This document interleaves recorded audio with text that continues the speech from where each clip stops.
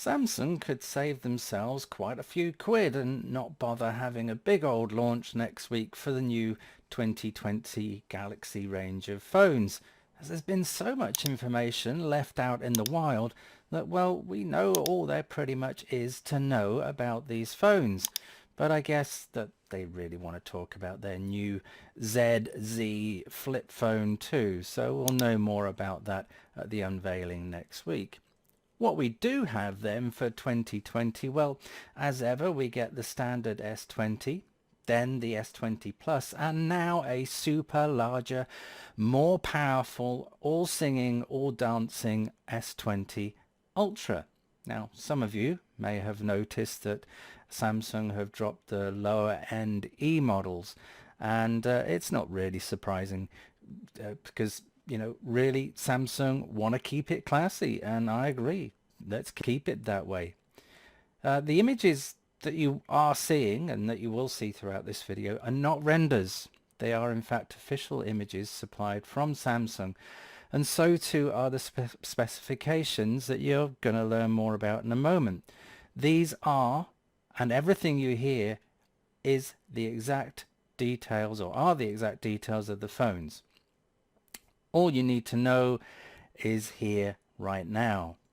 Aside from, say, some fancy marketing videos and marketing gobbledygook, which I'm sure if you're into that kind of thing, you'll learn more about next week.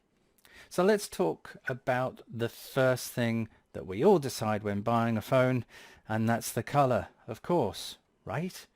Well, this year we have some great sounding names. Once again, we've got Cosmic Grey, which is grey, Cloud Blue, which is a kind of a light sky blue, and then we've got Cloud Pink, which is pink. The S20 Plus and the Ultra get Cosmic Grey, which is, as we've talked about, is grey, and also they get Cosmic Black, which is black, with the Ultra also getting the Cloud Blue, which, as we've mentioned, is blue. So those are the colors. Let's get on to the really interesting thing.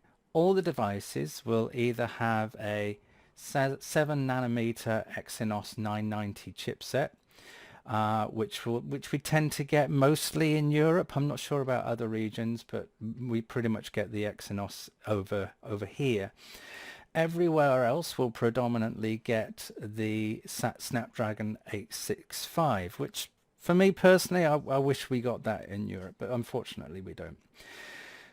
They will, of course, quite obviously run Android 10 OS with Samsung's own peppering with their One UI layer with version 2.0. And I'm running that on the S10 and it's pretty cool. Looking at the S20, which is now, as it used to be, the entry model. As I said, Samsung have dropped the E variant, so that's no more, well, at least not for this year. So the S20 has a 6.2 inch WQHD plus screen with an aspect ratio of 20:9. Much like the previous Galaxy models, the bezel is gradually vanishing with what Samsung are calling their Infinity O Dynamic AMOLED display with a refresh rate of 120 Hertz.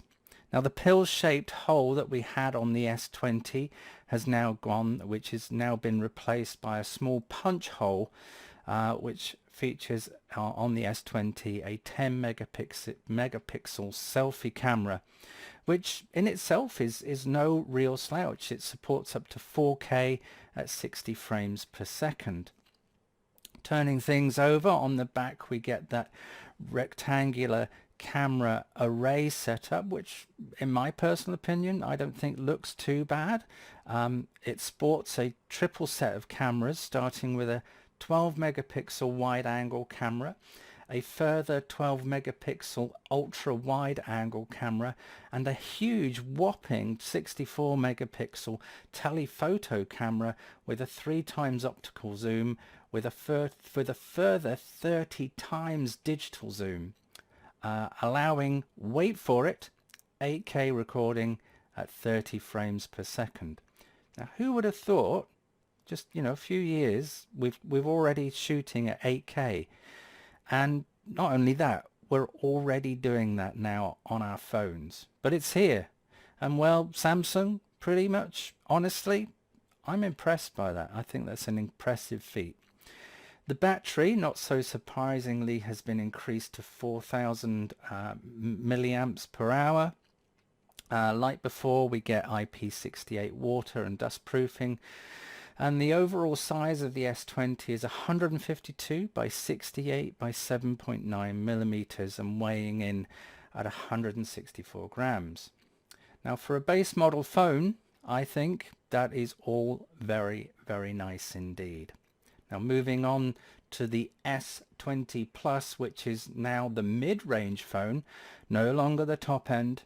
The display will increase to 6.7 inches, which again is a WQHD Plus display, just simply a larger version of the same one that's on the S20 with 120 Hertz refresh.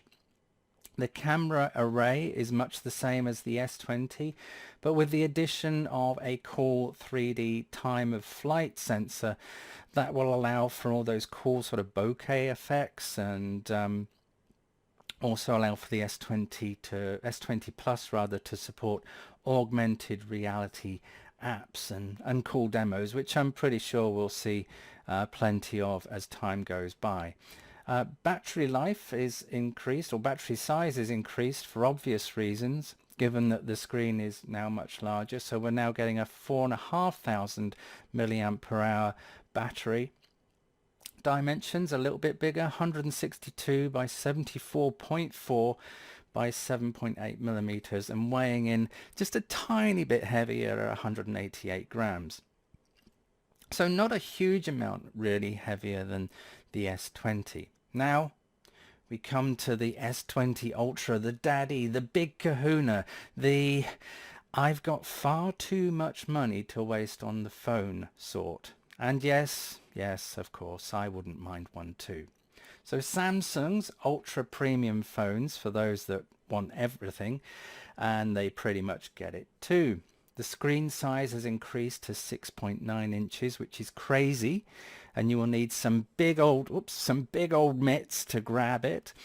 Same as the S20 and S20 Plus, but larger, much larger. The camera on through the punch hole on the front is an incredible, wait for it, 40 megapixels. Yes, when I read that the first time, I had to double check what it was I read. It is indeed 40 megapixels. Just behind that tiny wee hole in the top of the front screen. Incredible really when you think about it. So moving round the back of the phone, we are given a different camera setup this time, with a clear and obvious step up from the S20 and the S20 Plus. There is, wait for it, 108 megapixel wide angle camera and a 48 megapixel telephoto camera and a 12 megapixel ultra wide camera. Using these cameras in a clever combination, using the first two cameras in a clever combination allows up to 10 times optical zoom and 100 times digital zoom. So that's one for the pervs who live in apartments. There is a 3D time of flight sensor and what Samsung are calling Super ISO, obviously hinting at incredible low light abilities, combining that with their nanocell technology, which merges 9 pixels into one to further improve low light exposure. I'm quite sure that Samsung will be making a huge deal, and rightly so, about all of this come the unveiling next week.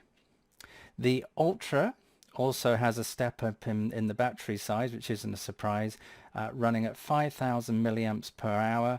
The weight has increased somewhat too, to 221 grams, with a size of 167 by 76.8 by 8.8 millimeters. The Ultra is 5G out of the box, so that's no more extra for 5G on the Ultra. So far as pricing for these incredible phones, well, you do remember perhaps a couple of years ago I recorded a video on the fact that $1,000 phones will become the norm. Well, we're here for sure now, and well, we were kind of there last year too. It is now the norm, sadly. But in all respects and in fairness, the tech that our phones are packing now is really quite astonishing, really. So pricing for the S20 will start at $850, around about €900, and perhaps the same in pounds, with a pound change, maybe £899.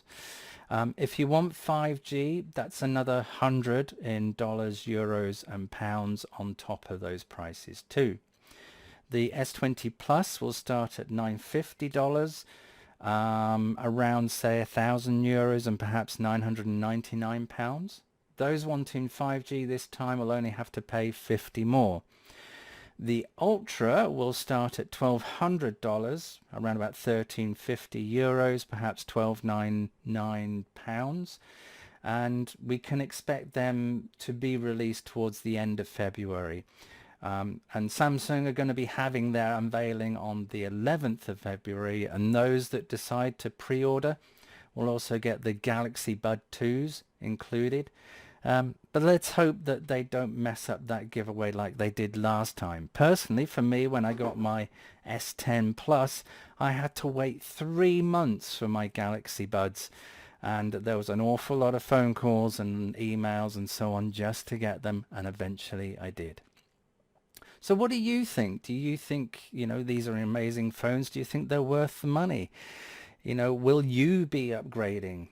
Or are you like me? You're going to stick with your S10 Plus for now. Let me know your thoughts in the comments below. And if you like this video, please give me a thumbs up, as that really helps my channel and the video, of course. And if you've not subscribed, consider doing that and click the bell too, so you get alerted when I've done more videos. And if you like sort of daily videos almost on all things, leaks, peaks, reviews, how-tos, guides, gaming, TVs and tech with a good bit of nerd thrown in, then subscribe and join me on my next video. That's me for now. I'm Stu, and I'll see you next time.